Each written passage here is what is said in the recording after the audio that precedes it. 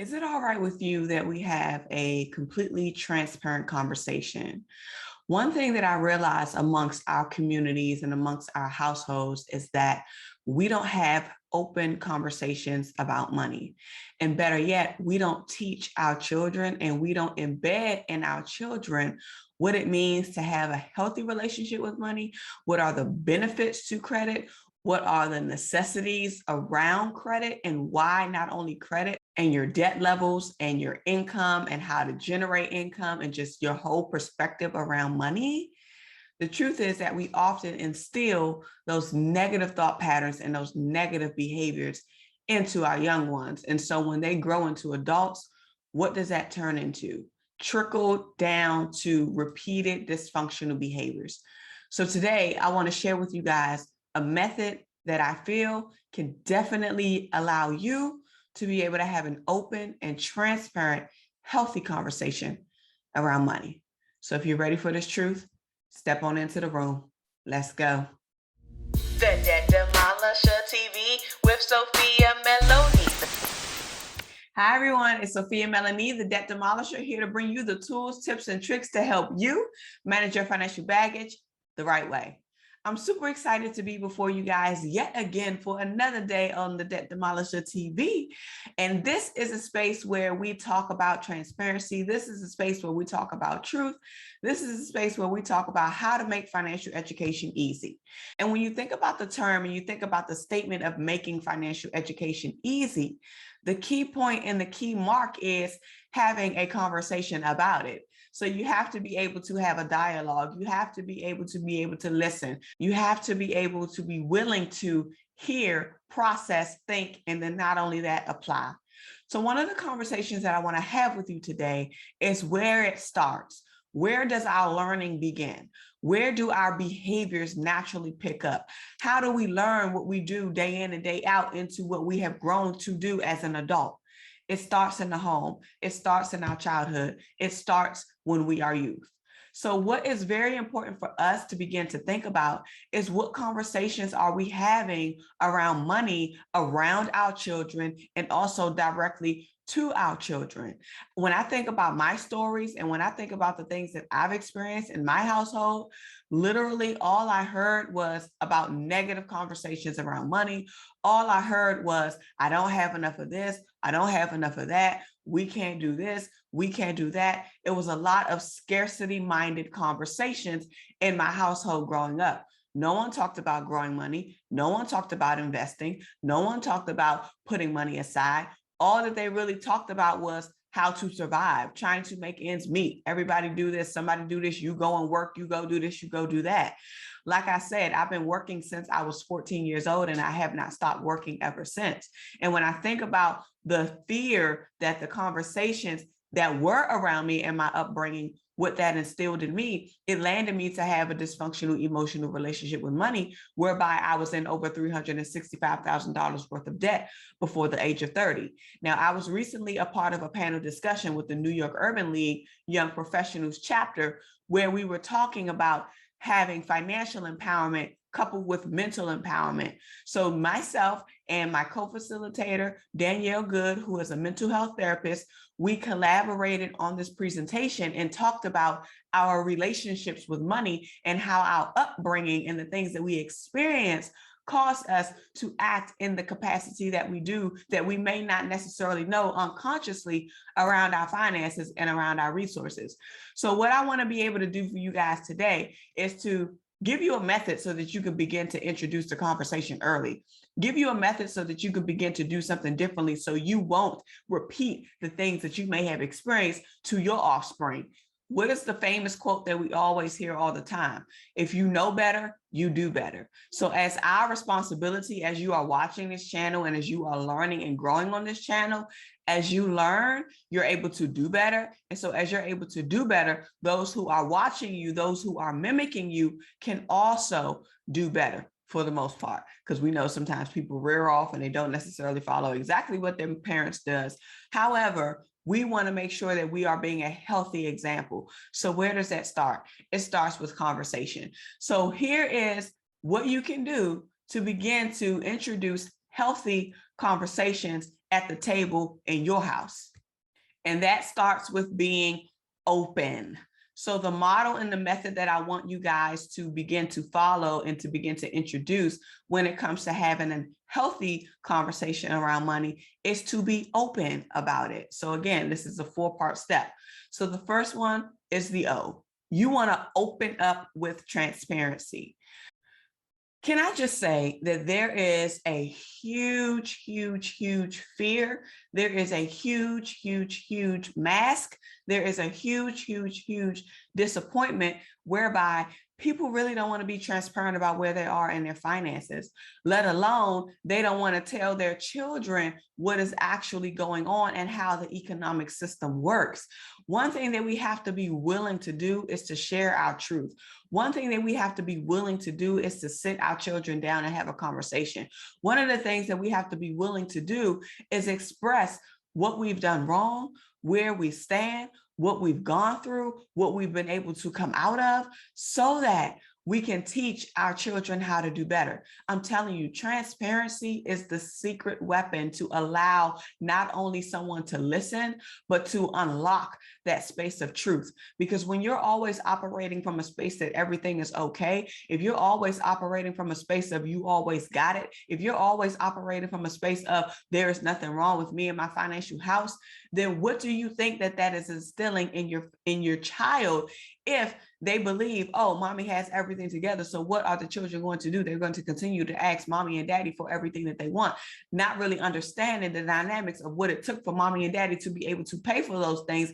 And not only that, what the current financial state of the mom and the dad is in this moment. So we want to be able to unlock this mask. We want to be able to expose our truth. We want to be able to have real conversations and stop having these fluff, fairy tale, lucky go round kind of conversations around our kids, making it seem like everything is okay. Our children need to be exposed to the truth up front. We need to be able to have candid conversations with them so that they can understand the real of this society, so that when they go into the real world, they'll have a real understanding and not be placed on the back burner. It's pretty much like how I was growing up. So when I think about having open conversations, open starts with being transparent, period. So don't be afraid to share your truths. Don't be afraid to be candid about where you are. And I don't care how old the child is. If they can talk, you can communicate with them. If they can talk, they can understand you. If they can talk, then you can be able to express and share your viewpoints and explain why mom or dad won't be able to do X, Y, and Z, or why mom and dad is thinking about the rationale behind, let's choose maybe to do this differently, or what are you willing to compromise, or what is the exchange that you're going to give in relation to what it is that you want. We have to be able to begin to have those conversations to allow our children to begin to think about these things early on. One of the things that came up in the challenge that I'm doing right now, for those of you who are watching this video, and it's the month of November, you know that we're going through the Bet Your Spending Challenge. One of the things that one of the participants indicated was that they were surprised at what their toddler grandchild was able to articulate when it came to what it was that they wanted and why they wanted it, because that was one of the exercises that I have you guys do during the challenge. And she was floored to be able to hear her granddaughter's rationale at the age of 2 or 3. So when I'm telling you that that children are very smart, children are articulate, and there is no age limit that you need to cut off in terms of not having those conversations. If they can talk, if they can listen, if they can comprehend, then you can be able to introduce those conversations to them early on. The next component in open is the P, and that is meaning for you to make a point.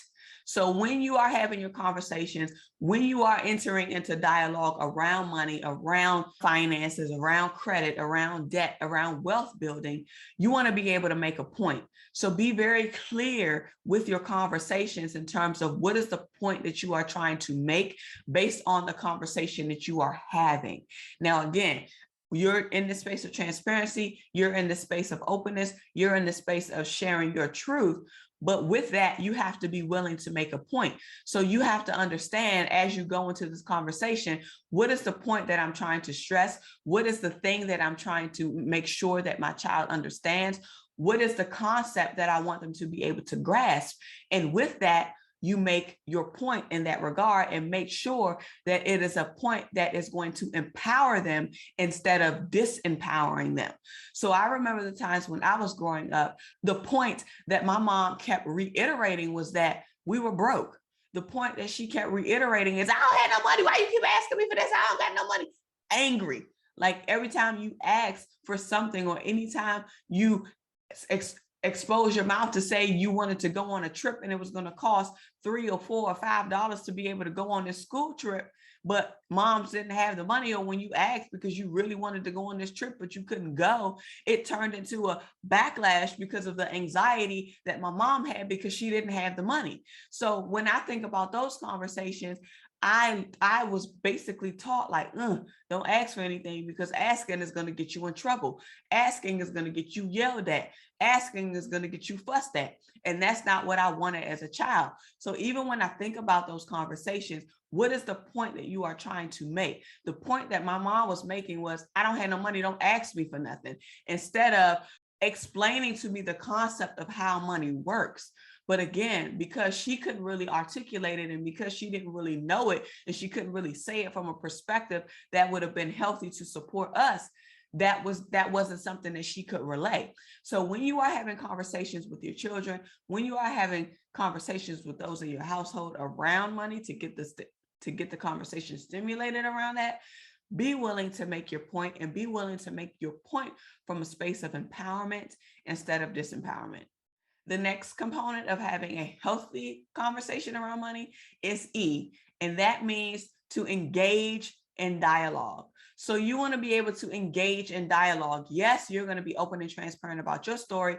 Yes, you're going to be willing to make your point, but at the same time, you have to be willing to open the doors so that the person who you are speaking to can also communicate, can also ask questions, can also share their purview, can also share their perspective, because we want to have it to be a two-sided conversation instead of a one-sided conversation. Again, this introduces the space of empowerment. How can you allow your children, or how can you allow the ones whom you are speaking to be able to not only hear what you said, process what you said, but be able to think of it from their perspective and maybe regurgitate it or ask additional questions. So how can you create that space? How can you engage, and how can you support, and how can you encourage engagement and dialogue so that the person who you are speaking to can begin to stimulate their minds and actually think about what it is that you're saying? So when you're going through a space of dialogue, you want to open the floor. You want to allow them to be able to participate. You want to ask them a question that can get them to respond. And depending on their age group, depending on their age level, you will know what type of question that you can ask. But again, come to it from a space where you're not trying to dumb down the question. Come to it from a space where you're really trying to get your child to think, to process, and to make decisions on their own, to process information on their own, and allow them to ask questions and create that forum for dialogue. So again, your E is engage in dialogue so that it can be a two-sided conversation instead of a one-sided approach. And the last component for you to be able to create a space for a healthy conversation around money is N, and that is notice and nurture. Now, what I mean by notice and nurture is, as you are participating in this conversation, as you are sharing your transparency, as you are opening up and you are literally expressing your truth, as you are making your point, as you are engaging in dialogue, and as you are allowing yourself to hear what the other person is saying, I want you to pay attention and notice their body language. Notice their body language as you are speaking. Notice their body language as you are sharing your story. Notice their body language as you are making your points. Notice their body language as you are allowing them to express their dialogue. As they are speaking, notice, are they shrinking? Are they showing a sad face? Are they showing an inquisitive mind? Are they processing? What is their body language? Do they get sad? Do they get excited? you really want to pay attention to how they are responding to what it is that you're saying. Because based on what it is that you're saying, yes, it can be from a space of absolute truth.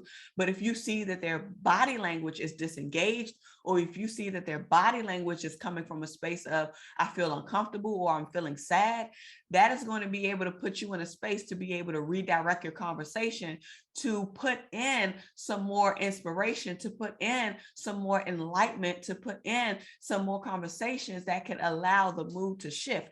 Now, yes, you want to be able to give people the space to process their information or to process their feelings, but you also want to make sure that you are paying attention to how your words are impacting them. Is it causing them to be quiet? Is it causing them to shut down? That will be able to allow you to see, maybe my expression or maybe my conversation about it isn't necessarily translating in the right way, and it's causing my child to shut down. Now, there are maybe differences and different elements that may come into play in terms of how your child is, because you never know. It could be a manipulation factor, just because, because there are some instances like that where children just like to get what they want. But really pay attention to their body language. Pay attention to that. And based on what you notice, then you go into the space of nurture. And when you're going into the space of nurture, you are really looking at how can you show compassion to their perspective? How can you acknowledge their feelings? How can you reassure them? How can you position them to be empowered in their space? How can you bring them support? So you want to be able to put yourself in a space where it's going to be okay to have these conversations. You want to be able to nurture the other person's perspective, nurture their feelings, so they'll be willing to continue to engage in a dialogue with you about money.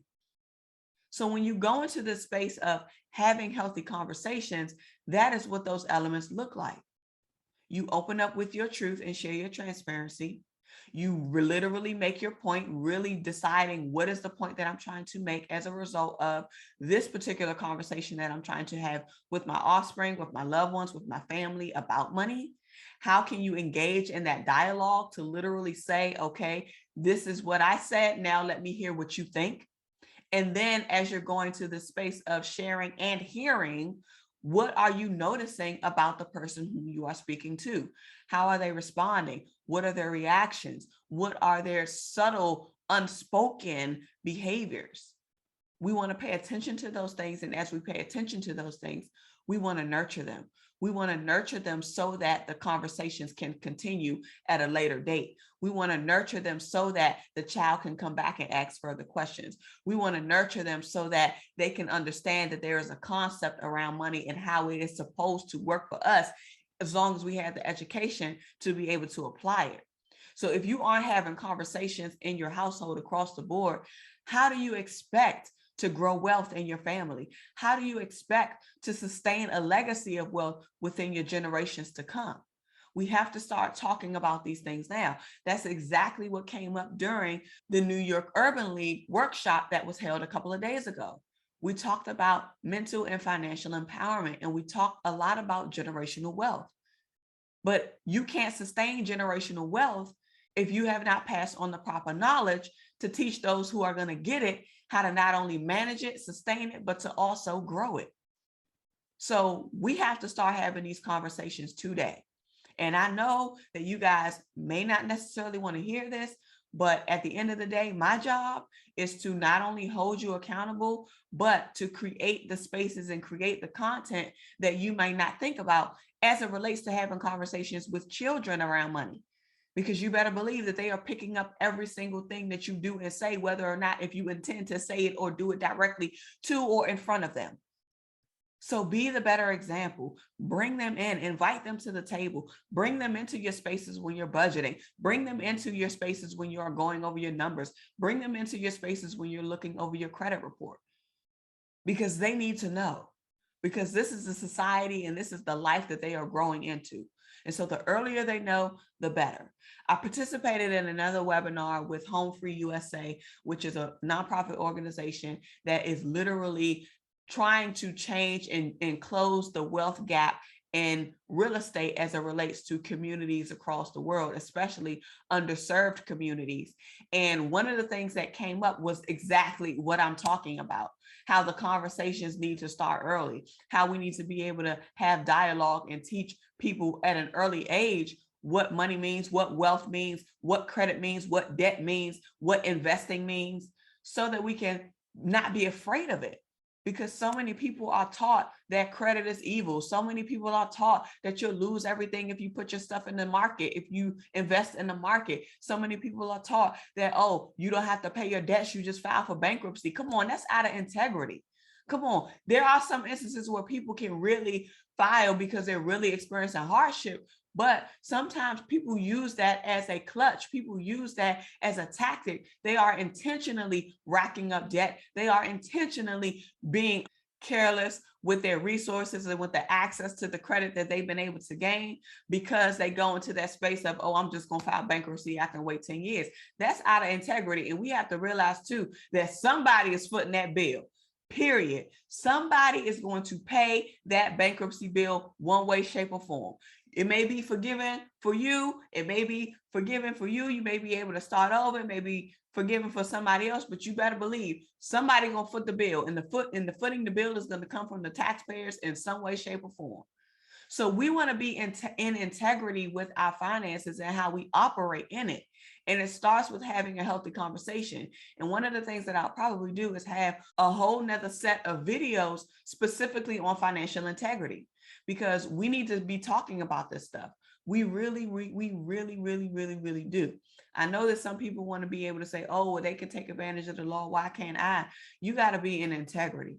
You got to be in integrity, because the spiteful things that you may do to get yourself out of a hole, you're going to end up right back in that hole. So what, you're going to keep doing this every time? No, just get it right. Get it right. And you get it right by starting to have those conversations early on, by letting the people who you are raising, by letting the souls that you are nurturing to say, hey, this is what I experienced, this is what happened, and these are the implications. So you want to talk about the implications so that the person who you're speaking to can really get it, especially if you have older children. So that's all I have for you guys today. I hope that you took some value from this. I hope that you are willing to have those candid and open conversations, healthy conversations around money with your loved ones and with your family. Go ahead and drop down in the comments what was your greatest takeaway from this video. And not only that, let me know when you plan to have your healthy conversation, because I really want to know how it goes as a result of you using this 4-part open method to having a healthy conversation around money. So remember, your financial prosperity awaits you, and so does your financial sanity. I will see you guys on the next episode. Thank you so much for tuning in. Have a good one. Bye. The Debt Demolisher TV with Sophia Melone. The Debt Demolisher TV with Sophia Melone. The Debt Demolisher TV with Sophia Melone. Hey.